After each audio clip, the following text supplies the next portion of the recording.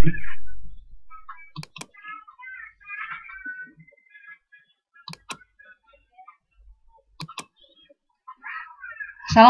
warahmatullahi wabarakatuh. Bagaimana kabarnya anak-anak? Semoga selalu dalam lindungan Allah Subhanahu wa taala dan semoga selalu diberikan kesehatan dan semoga kita menjadi hambanya yang selalu bersyukur atas nikmat yang diberikannya.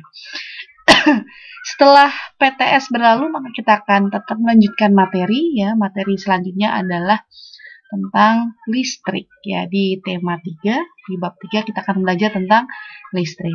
Sebelum kita masuk kepada inti materi, mari kita lihat dulu dalil pendukungnya. Di Quran surat Al-Baqarah ayat 19 sampai 20 ya, anak-anak semua. Nah, di ayat 20 ada kata-kata, ada ayat-ayat Al-Quran yang menggambarkan tentang kilat ya. Hampir-hampir kilat itu menyambar penglihatan mereka. Jadi di sini dijelaskan bahwa kilat itu menyambar penglihatan. Berarti kilat itu bisa dilihat, ada cahayanya. Nah, ini adalah salah satu bukti kekuasaan Allah yang ciptaan Allah, yaitu kilat. Nah, bagaimana kilat itu terjadi? Yuk kita dengarkan penjelasan berikutnya. Nah, anak-anak semua, jadi kilat itu terjadi ketika muatan yang ada di awan itu saling bergesekan. Di awan, nah kita lihat ya, paling di awan itu ada, di atas ada muatan positif, di bawahnya ada muatan negatif. Nah, di awan sendiri ada aliran udara nih yang membuat muatan positif dan muatan negatif itu tidak bertemu. Jadi sebenarnya kilat sendiri adalah percikan listrik yang sangat besar di atmosfer ya. Nah, itu ya teman-teman ya. Harusnya mereka tidak bertemu ya. Nah, kilat itu tidak, maksudnya muatan positif dan negatif tidak bertemu. Nah, jadi petir itu terjadi karena ada pelepasan listrik ya. Kalau tadi aliran udara itu mencegah mereka bertemu antara positif dan negatif, maka ketika aliran udaranya sudah tidak cukup kuat lagi membendung, muatan positif dan muatan negatif itu berpisah sehingga nanti mereka bisa bertemu. Nah ya, jadi muatan positif dan muatan negatif berlawanan menumpuk, kapasitas di awannya kapasitas isolasinya itu penuh, maka mengakibatkan adanya pelepasan listrik yang menghasilkan sebuah petir. Nah, itu yang sering kita lihat adalah ketika hujan ya, banyak ketika hujan kita lihat petir ya. Jadi pelepasan listrik sebenarnya petir itu adalah listrik.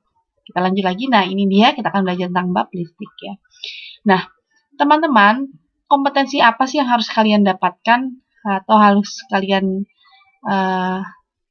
miliki? Yang pertama, kalian harus bisa mengidentifikasi komponen-komponen listrik dan fungsinya dalam rangkaian listrik sederhana. Yang selanjutnya adalah melakukan percobaan rangkaian listrik sederhana secara seri dan paralel. Jadi nanti kalian harus bisa membuat rangkaian listrik sederhana secara seri dan paralel. Nah, apa sih yang akan kita pelajari pada bab ini? Yang pertama kita akan belajar arus listrik, yang kedua adalah rangkaian listrik. Ya.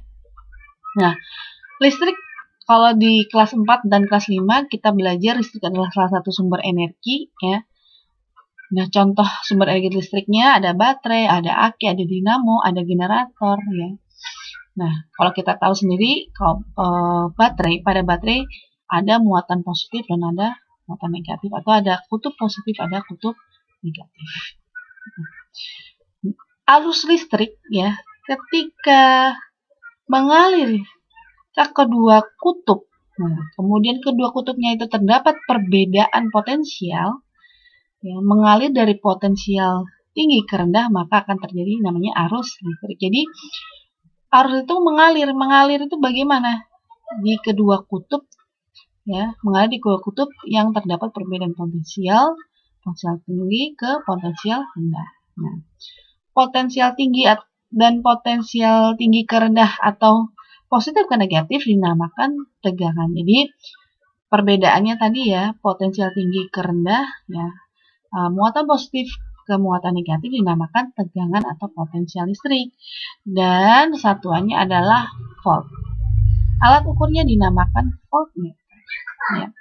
Jadi ketika ada arus listrik ya mengalir, maka dia akan mengalir dari potensial tinggi ke potensial yang rendah.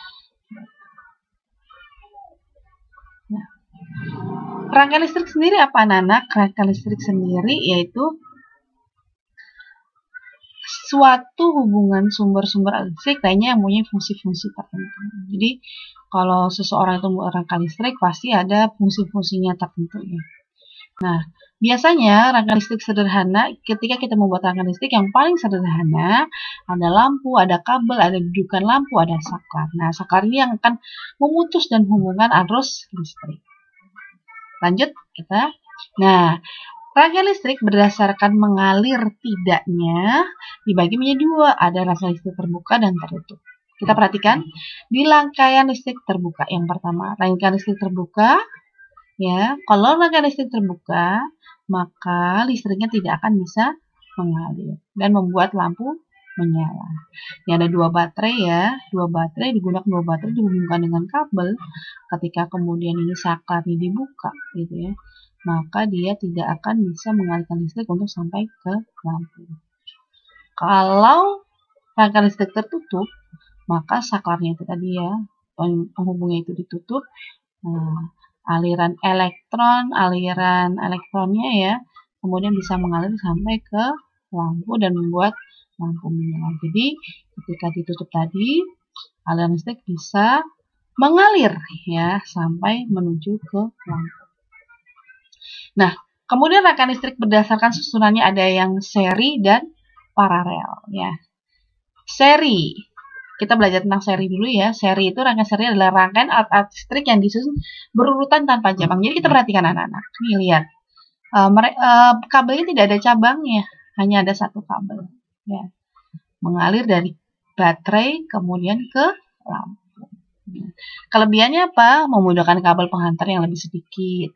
Biaya membuat rangkaian lebih murah. Lihat, jelas ya, hanya butuh satu kabel, tidak perlu banyak kabel, jadi biaya untuk membeli kabel lebih murah. Ya. Kemudian kekurangannya bagaimana? Ketika satu lampu ini padam, maka yang satu lagi juga padam. Kemudian nyala lampu tidak terang. Kemudian rangkaian paralel adalah rangkaian alat listrik yang dihubungkan secara berjajar dengan satu atau beberapa cabang. Kita perhatikan, ada berapa cabang ini? Ini satu, kemudian ini ada cabang lagi. Nah, jadi lebih dari satu cabangnya bercabang ya. Nah, kelebihannya apa? Jika salah satu lampu mati, maka lampunya misalnya 3, 4 mati ya, maka lampu 1, 2 itu tidak mati. Nyala lampunya semuanya sama terang. Nah, membutuhkan kabel penghantar, ya kekurangannya apa? Membutuhkan kabel penghantar yang lebih banyak. Kita perhatikan tidak hanya satu, hanya berarti ada dua kabel. Biaya pembuatannya pun lebih mahal. Karena apa? Karena harus membeli kabel dalam jumlah yang lebih banyak. Nah, anak-anak, itu saja penjelasan materi dari Bu Ari ya.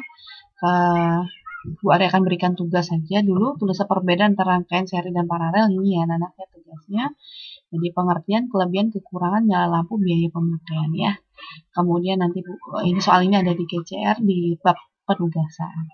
Itu saja yang bisa Bu Ari sampaikan. Nanti besok kita akan Bu Ari sampaikan nanti bagaimana praktik membuat rangkaian seri dan rangkaian paralel. Sekian anak-anak ya, semoga Allah memudahkan dan memberikan hikmah sehingga bisa menangkap atau memahami materi yang Bu Ari sampaikan. Wassalamualaikum warahmatullahi wabarakatuh.